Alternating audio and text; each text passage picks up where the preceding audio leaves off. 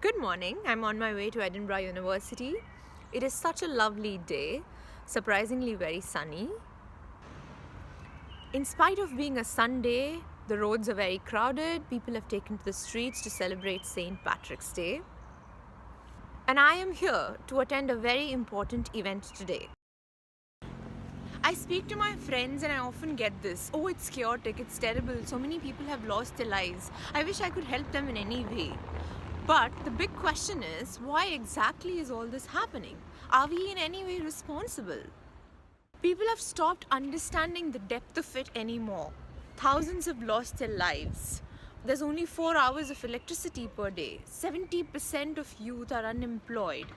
If you are in Gaza and you want to get out, there's no way you can get out of the town. There's blockades everywhere. It's terrible. It's a terrible city to live in.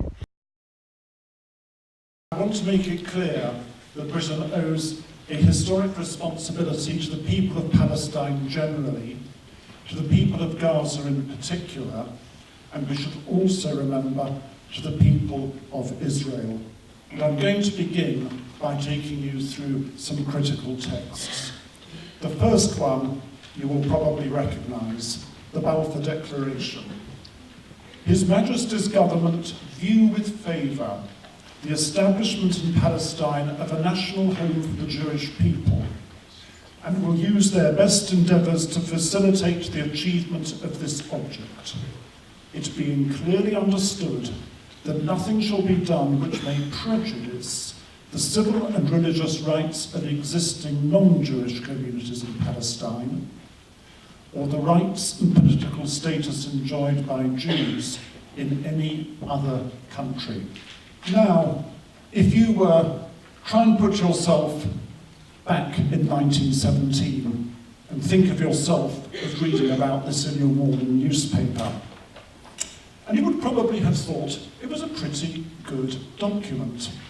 The idea of a national home for the Jewish people is praiseworthy. Everyone knows how the land of Palestine is the spiritual home of the Jewish people. And there are some good words in there, aren't there? Nothing shall be done which may prejudice the civil and religious rights of existing non-Jewish communities in Palestine. So, box ticked, the rights of their native people are safeguarded. Yet it is precisely those very words that pose the problem. Palestine was over 90% Arabic speaking at the time, majority Muslim, with a substantial Christian minority, and a smaller Arabic speaking Jewish minority. They were citizens of the Ottoman Empire, where, in theory at least, there was equality before the law, and adult males had votes to the Ottoman Parliament and in local municipal councils. But the difficulty was that even before the First World War, nationalism was beginning to stir among the empire's Arabic speakers, including in Palestine. Now, by making this pledge to help establish a Jewish national home in Palestine, Britain was giving itself a conflict of interest, as well as creating what would become a divide between Jews and Arabs. And this is the difficulty with the wording existing non-Jewish communities. I'm not going into the intention behind those words. I don't want to try and get into the heads of the men who wrote the Balfour Declaration, and they were all men, incidentally. But the point I want to make is that those words misled. They were deceitful. In fact, I would call them objectively deceitful, because the words themselves deceive.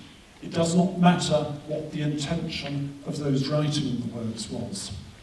So, if you were a voter in Morningside or Manchester, a Jewish community leader in Glasgow, or a rabbi in Whitechapel, or a British imperial civil servant in Whitehall, you would have probably been deceived by that.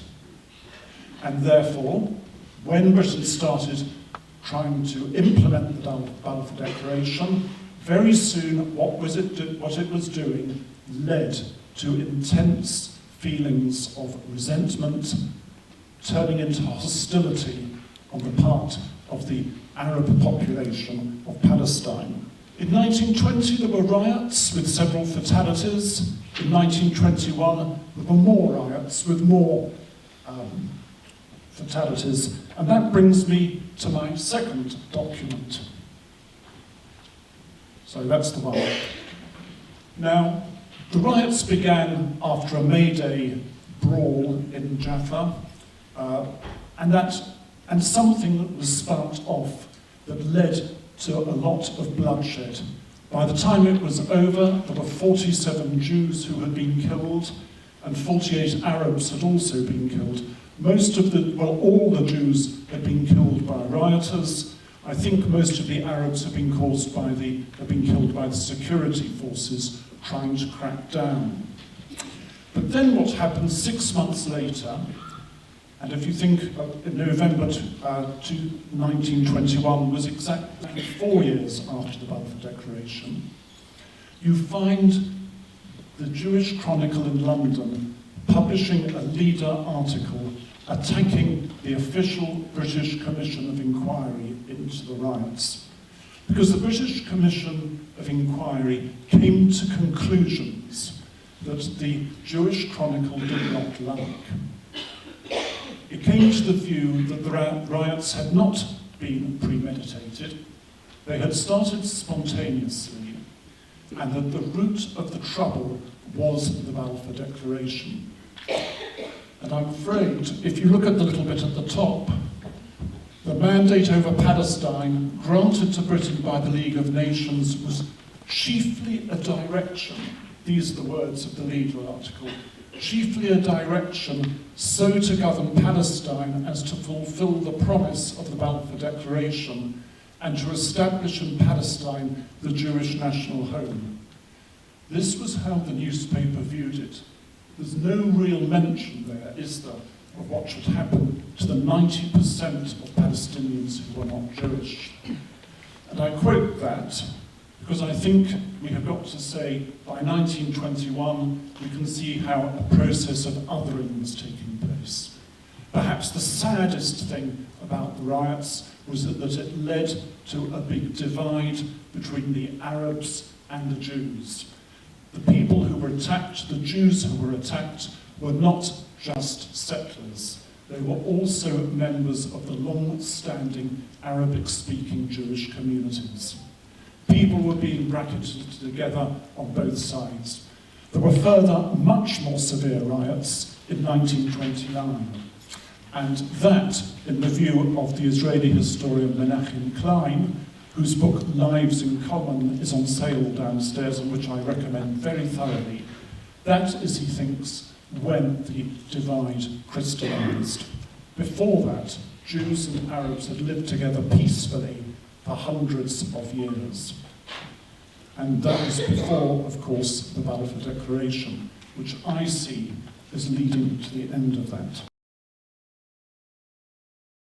Now today, Israel is a sovereign state and a member of the UN.